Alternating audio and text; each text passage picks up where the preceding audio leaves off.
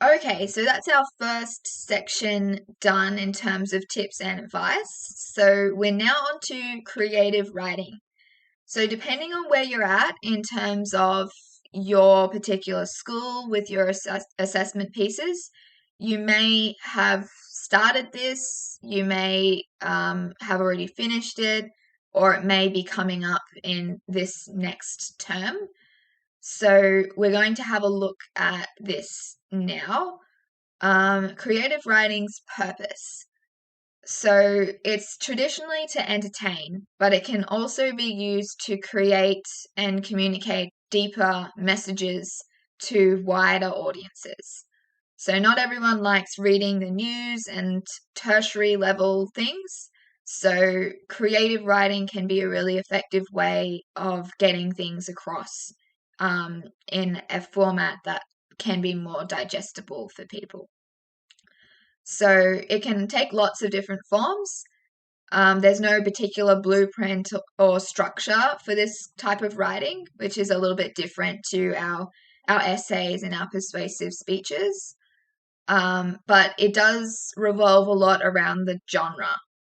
So you could have creative writing that's actually poetry, where you have stanzas and lots of different types of poetry, or you could have post-apocalyptic short story, or sci-fi, or romance, or all of those different genres that you have. They will determine the way that you approach your short story writing or your other creative writing piece. So where you'll find it, as I mentioned before, you'll either already have done this or be doing it now, or it will be coming up, all depending on your particular school. And there's a couple of ways that your school may approach this. You could be asked to fill a gap in an existing novel. So you would read that novel or that story of some sort, and you would have to pick out a spot that you can explore that the story itself hasn't already explored. Or you may be writing from another character's perspective, or you may just be writing a short story from scratch yourself.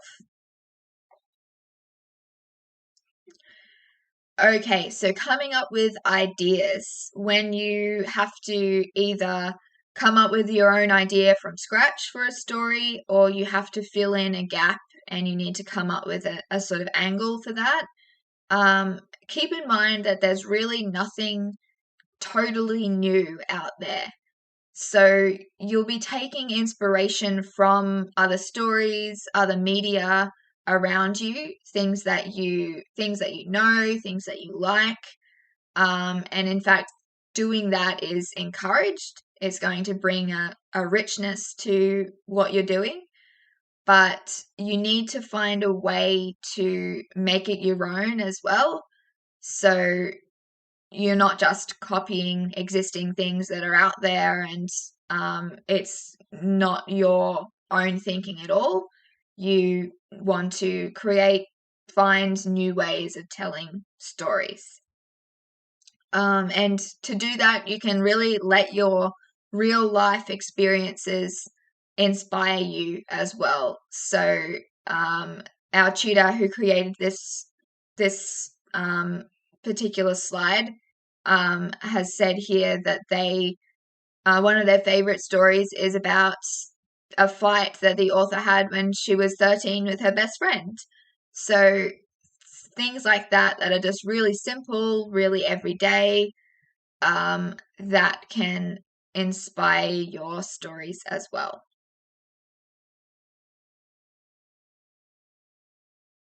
And kickstart your work with a single element. So you just need one little thing sometimes to get you really started. So the different elements that we have here, the plot, the characters, the setting, you can just pick one of those. You may have this really strong vision of a particular place where you want your story to be set, and then based on that place, that setting, all of your characters and your ideas can come together to form around that one original idea. With this setting, this makes sense. With this type of character, this would make sense in terms of the other elements. So have a look at that list and think about one that you might find easiest to start with, and then go from there.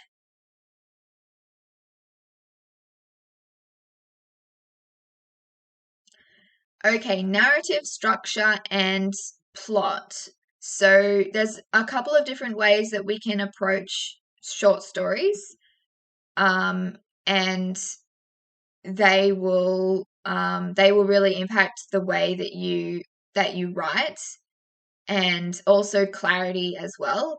So often with short stories, we do go with more of a simple structure because it can be confusing doing something too complicated, because we don't really have time to make it clear, to flesh it out enough that the reader would understand it. So when you have a linear or chronological structure, everything is in the order that the events have occurred. So you get out of bed, you have breakfast, you get on the bus, you arrive at school, the bell rings, etc. Non-linear or fractured, time is going to be a little bit more disjointed. You can have flashbacks when you go back in time, or flash forwards when you go forward in time. And they can sort of foreshadow things to come or link together different ideas. So an example of how that can be used is when I was at school and I wrote a short story, I had to do a post-apocalyptic story. So I never was really into the aliens or zombies idea. So the thing that I decided to go with was the Amazon rainforest was taking over the world. And I made it about sort of the nature, I guess, getting revenge on humans for the way that we mistreat the environment now. So the flashbacks that I had a young sort of school-age character, and she woke up all of a sudden in this new world where it was nature everywhere, and she was in the middle of the forest without other people. And I have two flashbacks in that story where you go back in time to her in her school classroom when she was learning about deforestation in the Amazon rainforest, and learning about those sorts of things, that that mistreatment of the environment. So it sort of linked together that message I was going for. I was going for that message about how we've mistreated the environment, and that has resulted in potentially the environment fighting back at us. So that's an example of how you can flash back in a story to create the meaning and communicate the sort of messages. That those flashbacks made it clear that my overarching idea was that revenge kind of approach, with nature taking over because of mistreatment. So that's how you can use that, but you just have to be careful when you're doing it, because like I said, it needs to still be clear. Circular is when you have the story ending where it began. It comes full circle. Parallel, multiple storylines occurring at the same time. Now, that is something that would be really tricky to actually do in practice. Usually, you have about 1,000 words for short stories at school. So, be cautious if you're going to attempt that. And framing a story within a story is another one. So, those are different considerations. I think the first two, linear versus nonlinear, is the main thing that you need to consider when you're writing a story, and whether it's feasible for you to do nonlinear or whether it's best to just make it linear for simplicity's sake. Okay, so our classic narrative structure, which I'm sure you've seen before in lots of different formats. So you have various words that describe the various sections, but here we've got exposition. That is just introducing the basics. That's just getting started. Conflict, rising tension, climax, falling tension, resolution. Most of those are pretty self-explanatory, but they're all very important. So a few other things to consider. Something that you may or may not have heard of is this idea of just starting in the middle. In media res is, I think, the Latin way of saying that.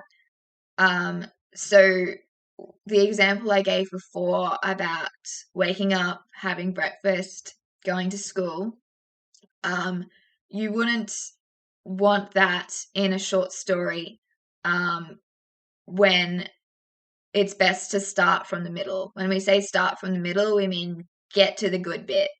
So don't just start with all of the boring basics.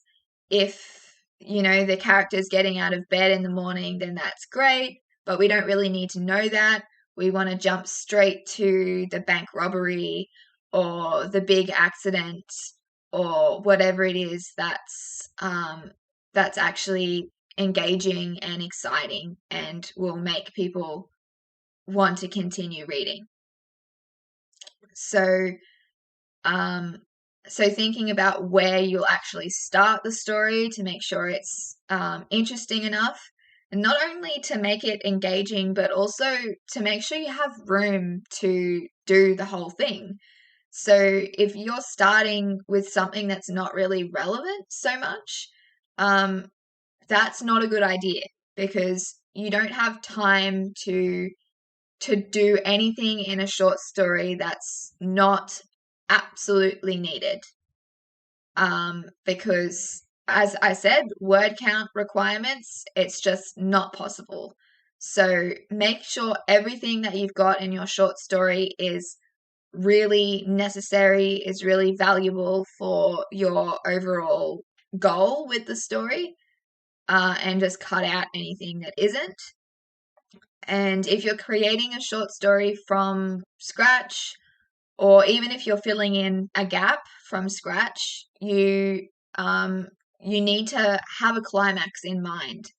I think planning is something that lots of us underestimate the importance of, but having that idea of where you're actually going is important, because oftentimes we have this general idea of what we're going for, but we realize later on that none of it's really a climax. None of it's really exciting enough to be considered a climax.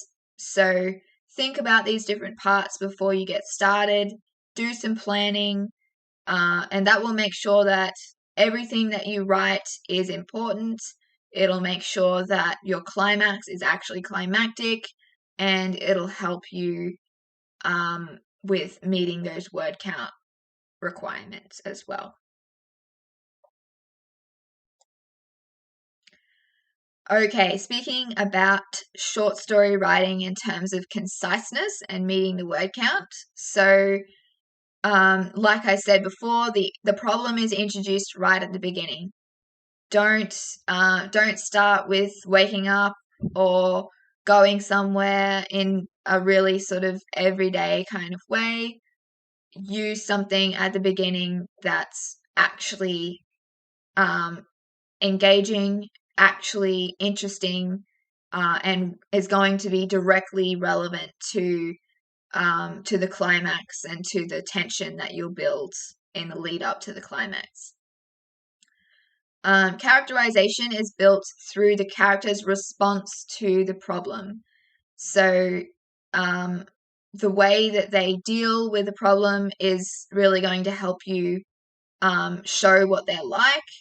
You don't need to focus so much on really explicitly saying everything about them. It's not good quality writing in general to say she's got brown hair and blue eyes and is this age and likes this and doesn't like this, all of those sorts of things. Those things you can introduce more subtly through, as we say, the way they respond to things, the way they speak, general little actions and little decisions, rather than just spelling it out really explicitly. Then the problem is you've got to have some kind of problem, and that can't be fixed, or there's some kind of complication with that, and that brings the tension. And then the ending, usually you're going to have a resolution. Sometimes you may have a cliffhanger where there isn't really a resolution, or something like that, but that is something that you need to consider the actual task that you've been given and find out from your teacher what the requirements are in terms of the resolution. A little bit of a tip here as well. When you write in a Word or a Google Doc, double space your lines, and that will trick your brain into thinking that what you're writing is actually a lot more lengthy, and that will mean that each word carries a lot more weight, and you'll write a tighter piece as a result. If you see that what you've written goes over a couple of pages already, you'll automatically want to try and write concisely. Okay, good characters. Characters are a huge part of short stories. You can't have a short story without them. So the best characters are just believable. So they don't just, human beings aren't one thing. They're not sort of just black and white, don't like this, like this. They have a whole spectrum of emotions. They're complicated, those sorts of things. So you, in general, they're going to gain complexity as your story progresses, and their character is going to come through in the way they act and the way that they speak. And like I said before, they're not bogged down with physical description. So just talking about the way they look is not telling us a whole bunch about the way they really are. Don't judge a book by its cover and all those sorts of things. We want to know more about what they're really like rather than how they look. And those sorts of things are the things that you can plan for as well before you start writing. I know back when I was really, really little and I used to plan my stories, every time I would say the main character was a girl with brown hair and blue eyes and whatever, just because that was me. And I was familiar with me, so I just sort of reproduced me. First of all, there is some value in that, in, as I said earlier, using your own experiences and everything, but don't always just base everything on you, because that's going to be quite limiting. If your story is about a bank robbery or a huge disaster, I hope that you haven't experienced that yourself. So try and be broader than just you, but do use your own experiences to inform what you write about. and think beyond in your planning and in your story itself. Think beyond just those physical things, to how they feel, how they act, all those beliefs that people have, and how you can incorporate those. Okay, so some important questions to consider. What do you want? What does my main character want the most in the world? Because that determines their personality. It could be a Vegemite sandwich, or it could be world peace. There's a huge spectrum of different things that it could be. And so obviously whatever it is going to really show their personality, their motivations, their aspirations, all of those sorts of things. Why do they want that? That's going to determine their history. Because if we want things for a reason because of our personal experiences. So maybe they loved Vegemite growing up. Maybe they saw an Instagram post once. Maybe they've had some terrible or some amazing experience in the past that has led them to want to take a certain path. Thinking about what it is and why. And then, of course, how they actually plan on getting it. Because not only do you have to consider how they plan on getting it, but also you have to think about how you're going to prevent them from getting it, at least to begin with. Because when we think of a climax, when we think of complications and tensions, you shouldn't just make it really easy where it's all just a fairy tale, nothing goes wrong. They want this particular thing and they just get it without having to fight for it. So, thinking about how to make that more complex to bring that tension, and as a result, that engagement from the reader. So it could be putting your crazy younger sibling in the way, or it could be the entire world is against you. Again, that huge spectrum of what you can go for. Either end of that sort of scale works. You just have to choose something that's right for your story. So a bit of an example from Hamlet, with those three questions answered. So what does he want? He wants revenge for his father's death and to bring order to his kingdom. His history, why does he want it?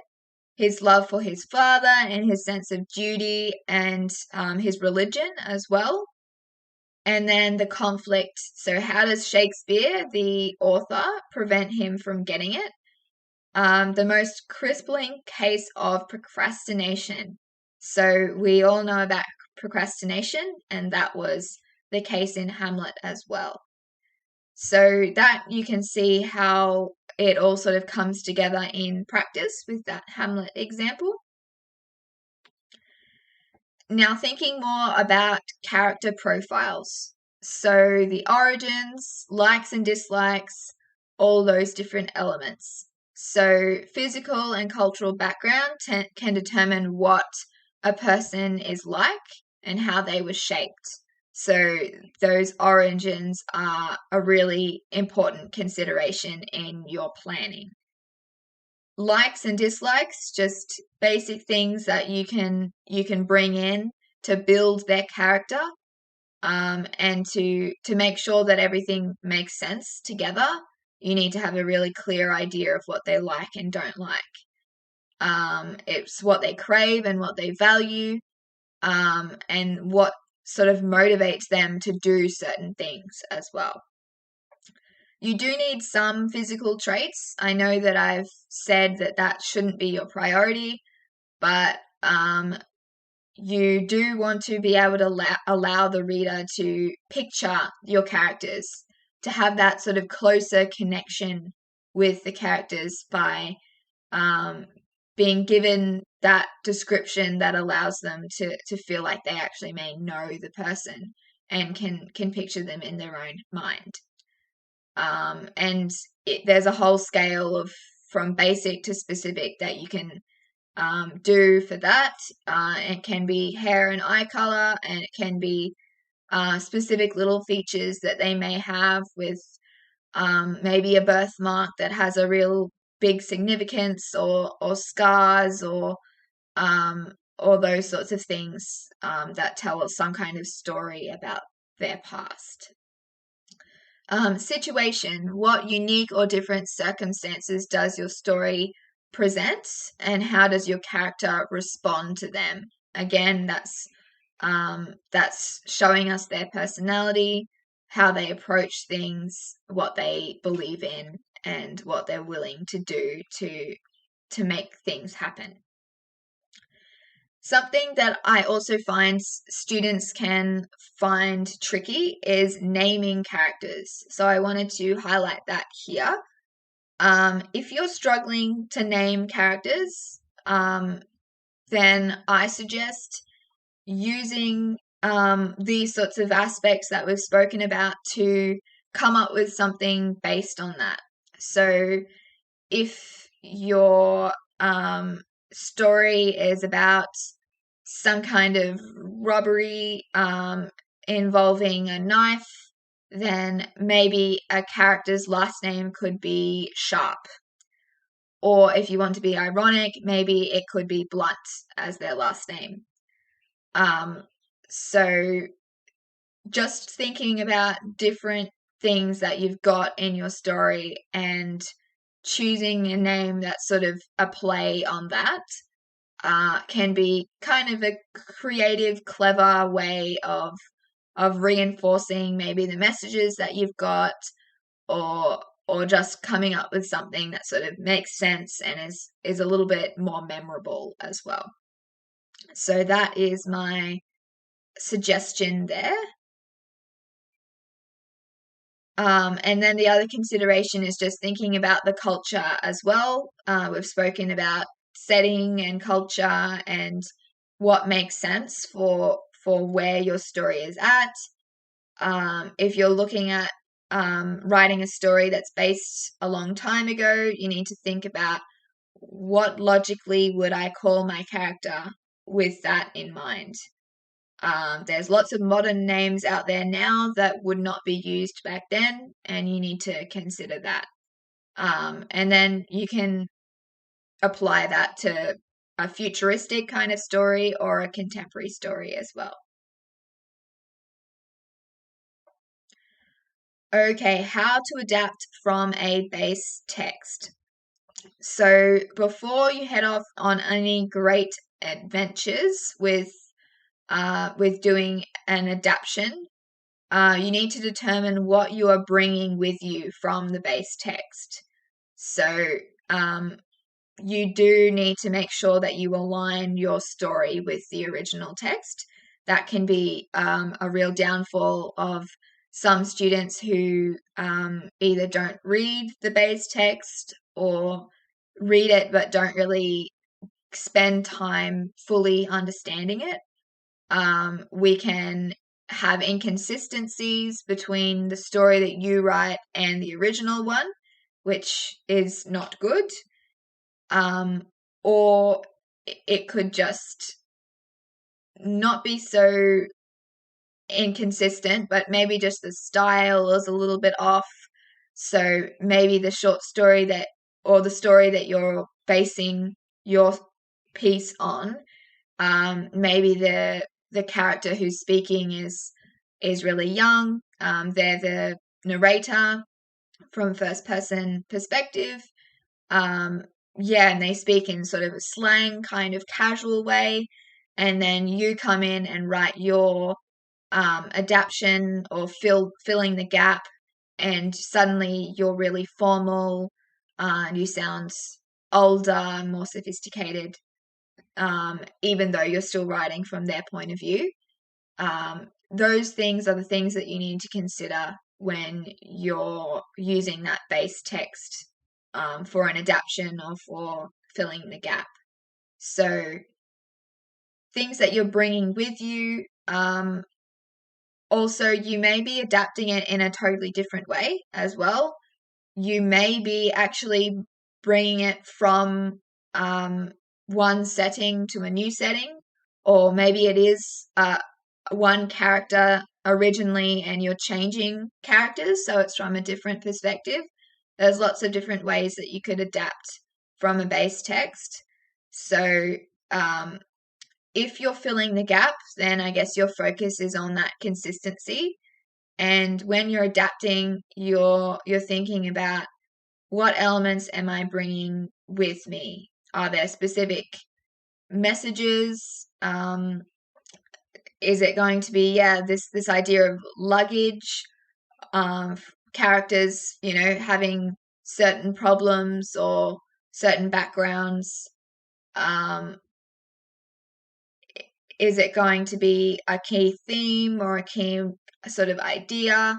Is it maybe like the environment in the original one, or race, or ethnicity, or sexuality, or all of those sorts of themes that you could have, bringing them across from the base text into the new one.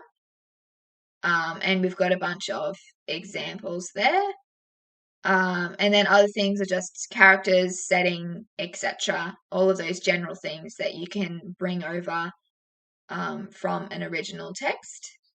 Even stylistic devices, maybe certain repetition of certain words, certain metaphors that are used often, those sorts of things.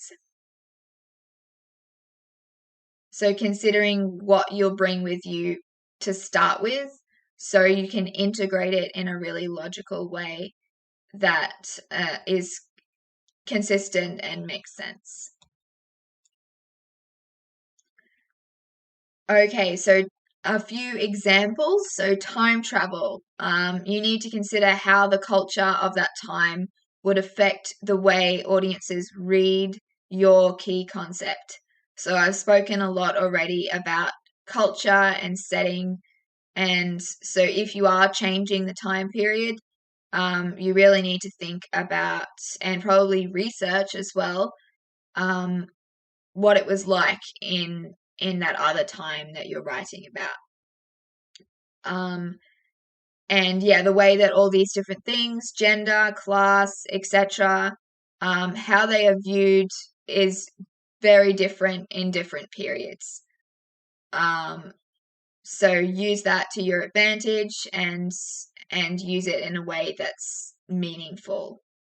Consider how you would look at race, which I've already mentioned in To Kill a Mockingbird, which, so in To Kill a Mockingbird, they have lots of sort of racist, what we would consider racist beliefs about people of color back in Southern America in the 1930s.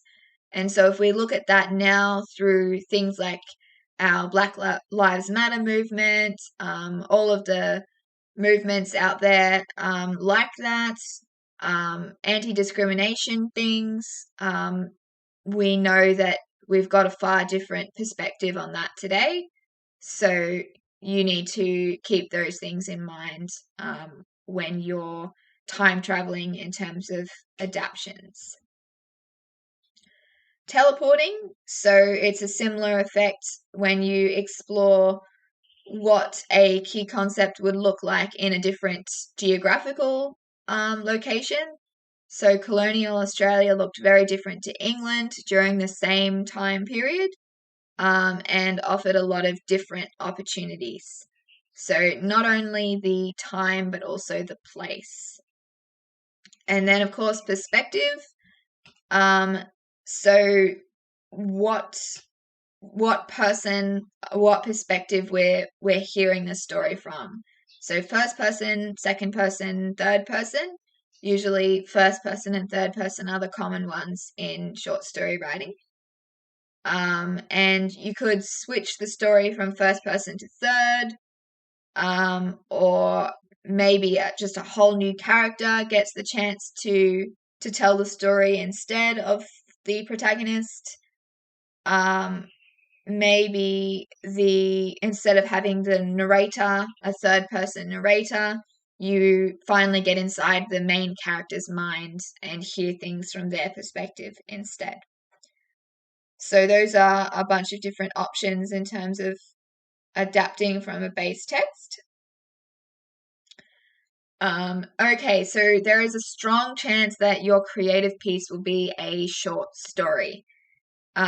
You may have other things, like I said before, like poetry and stuff like that, but short stories are definitely the common ones you'll find. So some tips on those. When you write in short story form, you don't have a lot of room for characterization, like we've already spoken about. You want your stories to be tight in terms of being concise. So your character's voice should be really distinct from the very first moment that the audience meets them. And actions and speech are the best way of doing that rather than description of their appearance or their background. An example here of introducing sort of character relations and that characterization idea without being too lengthy. So a don't part is Sophie knew that Luke loved Vegemite all his life because he was such a messy eater and he always had a little bit in the corner of his mouth. She noticed this because she had known him all this time. So that's a really sort of lengthy way of saying basically they've known each other a while and she knows that he is a messy eater. So a new way of saying that's a lot shorter and just better to read as well is Sophie looked up to see the familiar smudge of Vegemite in the corner of Luke's mouth. At least some things don't change. So it conveys a little bit more sentimentality, like some things don't change. They're clearly like familiar with each other. They probably have a good relationship. And just the word familiar, it conveys a lot of information just in itself. There's no need to say she noticed this because she had known him all this time. So thinking of ways to say the same thing in a more condensed format. Your cast should be little. So cast as in your characters, your cast of characters. Too many names and too many background stories will confuse your audience and eat up your word count. So going with like 2 or 3 kind of characters can be handy to make it as easy to approach as possible.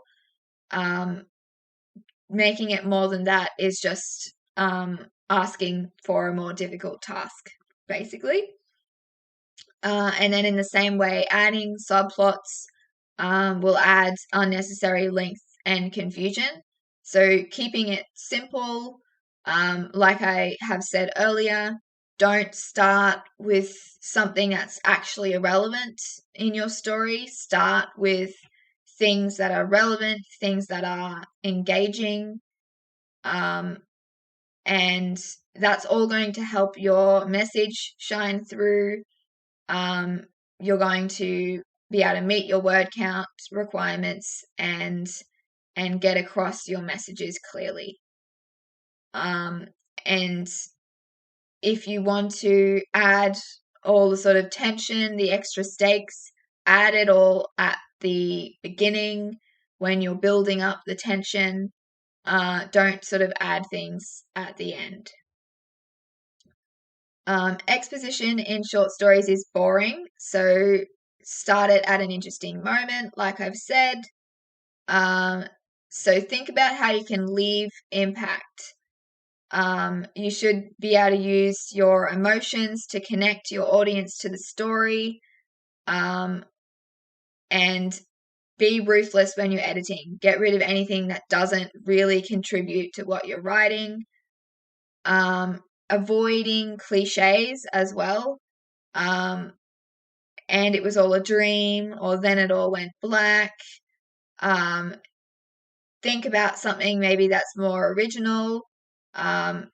Those things can be useful sometimes, but oftentimes we can think of something that's a little bit more our own.